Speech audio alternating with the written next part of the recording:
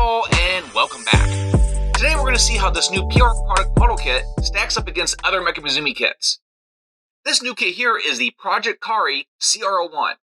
I got mine from the Show Z Store's model kit store, Gundammit, and I'll put a link in the description below where you can get your own.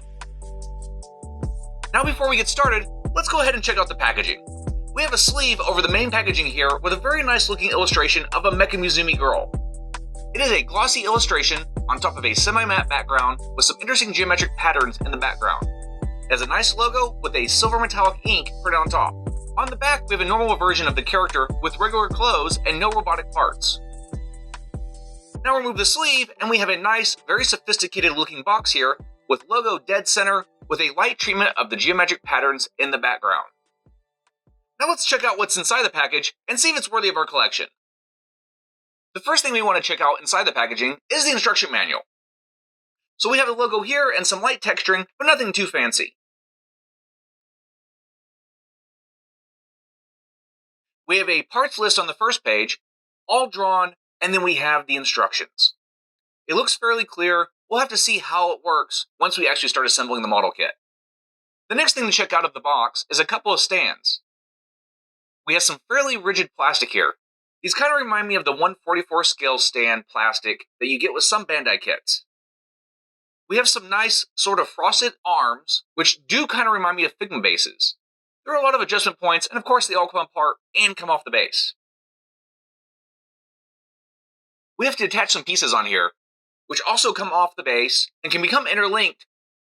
In addition to that, we also have a couple of smaller stands and some metal rods, and these might work out for holding weapons or being weapons. We'll have to see once we put it together. They attach like so, and they also connect to the base. But let's go ahead and check out the runners of the kit. We have a series of gray runners,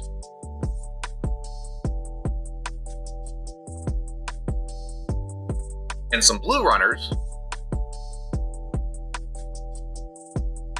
We also have a variety of light gray, a darker gray, as well as some nice translucent blue. There is also some very, very light grays for the hair and a light pinkish color for skin tone.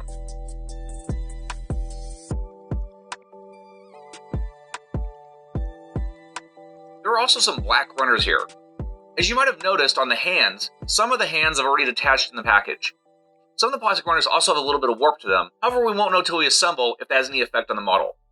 And lastly in the package, we have some water slides. There looks to be some emblems, but mostly eyes on here. We also have some face parts with some human mouths and no eyes, which we can apply the decals ourselves, but some of these already have that done for us.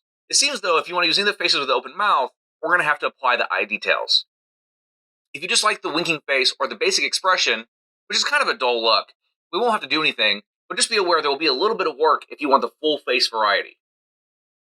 Now that we see what's in the package, let's go ahead and see how well this kit builds.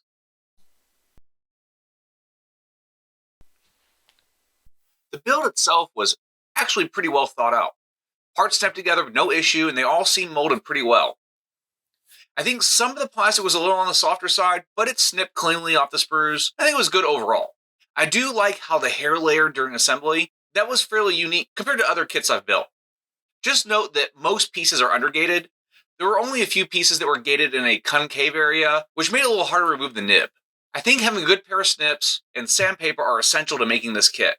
It would not hurt to also have a small file for those harder to reach nibs. All in all, I was pretty happy with the build process.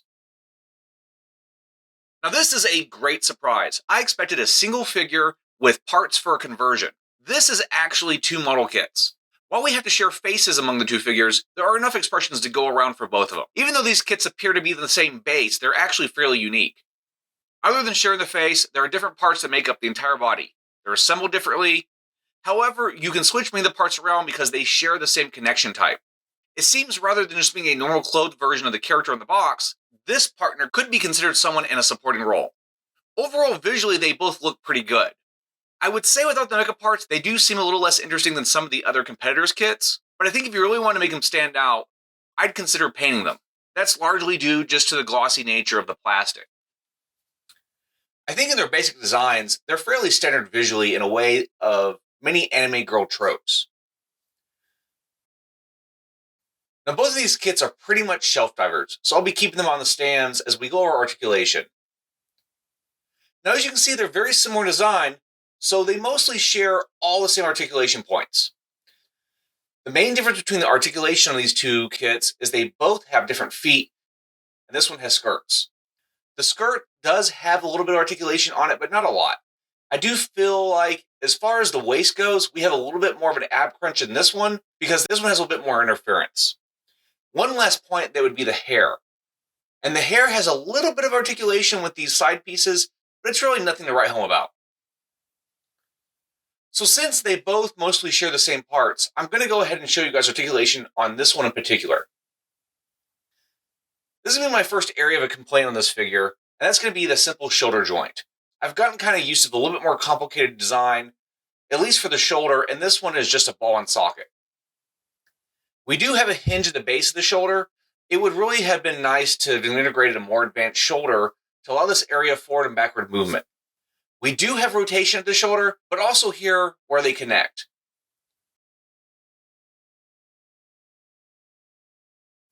We have a decent elbow, a ball joint hand, which will pop out for changing them out. We have a neck joint, but it's just simply on a ball. And it's not an overly complicated neck joint like we're seeing on some of these other figures. As far as the waist goes, we have a little bit of the upper area as well as the lower. We have a hip joint with rotation here.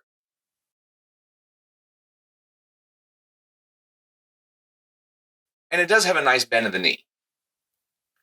This one has the additional articulation of the toe joint, which is not on the other kit. We do have ankle movement. I think these joints could use some better side-to-side movement, and they're going to be really hard to stand up because of that.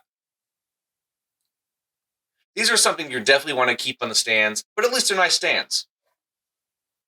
We do have some optional parts for the backs. They allow you to take off the peg so you can have sort of a more finished look.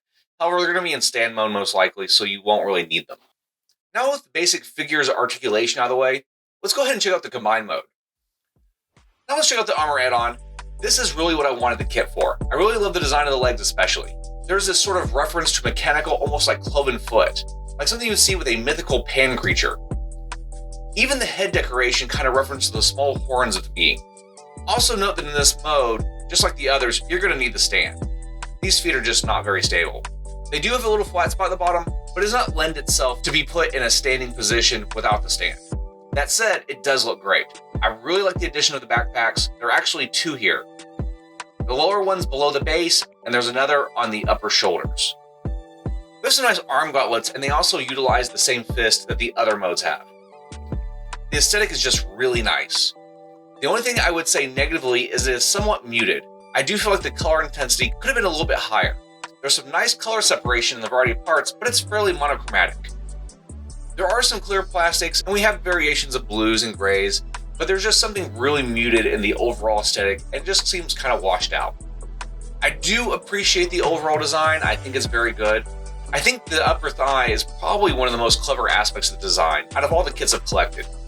It's almost like circuitry molded into the leg that gives it this illusion that she's a robotic, cybernetic character. Actually, for the full effect, let's go ahead and see what these characters look like together. You can sort of imagine their relationship as far as design goes. However, they do stand apart enough as if maybe they're sisters or twins or just genetically the same. And I'm really impressed that we actually got two figures with the set. I think that's really cool. In the armored mode, there was a little bit of change in articulation, but not a whole lot. I'll just go over the new additions. One of them being the backpack. We have the lower one with the arm here, and with the other backpack, there's a joint here and here. We get a little bit of new articulation in the arms. They're mostly the same, but we have this forearm piece that has some movement to it. We also have a new port here, but there's not a lot of ports for customization like you might see in other kits. The legs remain mostly the same. We still get a pretty decent bend in the knee. Then we have the foot, which has a little bit of ankle articulation, and it's flat here, but like I said, it cannot stand very well on its own, but we have a stand for that. The weapon itself is not my favorite part of the kit. It builds very well. It's a little more finicky than the rest of the kit, but that's because it's meant to come apart. It's supposed to be a bow, but then you can split it in half for other configurations. You can make an axe out of it, which gives some nice options for the kit. We have these two metal rods to combine with, which are actually pretty nice to have some metal parts included with the kit. It doesn't make or break the kit. It actually probably makes it a little bit more top heavy, and it's just okay. I just want you guys to know it's included and it has some other modes, but I really want to focus on the figure itself. Here you can at least see it mounted on the rod and standing while she holds it. That's nice to have the additional stand to help keep it stable. Now, of course, one thing I love about a lot of these kits I buy is their ability to customize and switch out parts to make them kind of unique. And just so you know, these parts are mostly compatible between these two figures with a couple of caveats. One being, we cannot use the backpacks because the one in the black dress lacks the two additional pegs needed that are on the main figure. Two, the thighs actually have opposite styles of connector. I have no idea why.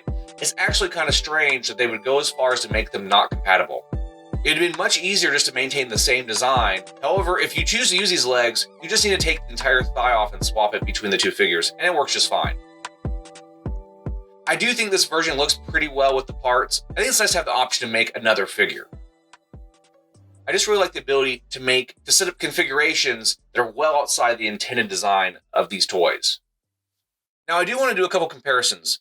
So we have both kits here, and you can see how they are in the combined mode as well as the base mode. And I want to put them with the Kotobukiya kit.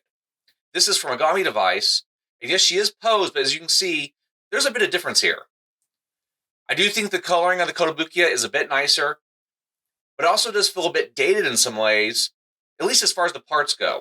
They do add a bit for customization, but they stand out when you're not using parts on them. This is one area the PR-Production kit feels more finished. That's really the trade-off when you want more customization in your model kits. And here we have a 30-minute sister, just so you can see how those compare. I do think the 30-minute sister has a better matte quality on the darker plastics, and I think if they brought the same matte quality to the PR kit, it would actually bring it up a considerable notch. But they also stand apart in articulation. Bandai has done a lot more with the joints. I think the shoulder and neck joints have been really essential to modernizing these kits, and I think this is one area PR needs to definitely look into for future kits. I also think the hips are hidden a bit better on the 30-minute Sisters design versus the PR kits. And lastly, I want to show how these compare to the Volk kits. Now, the V-Locker kit is highly stylized and a bit more slender in design, but for the most part, it still fits in for being a Mecha Musume customizable kit. I do think this one looks pretty good. Just so you know, when you look at these kits, there is no cross-compatibility between the PR kits and the other ones. Even if the port size was the same, the dimensions of the thighs and arms are very different, so they wouldn't really blend together visually.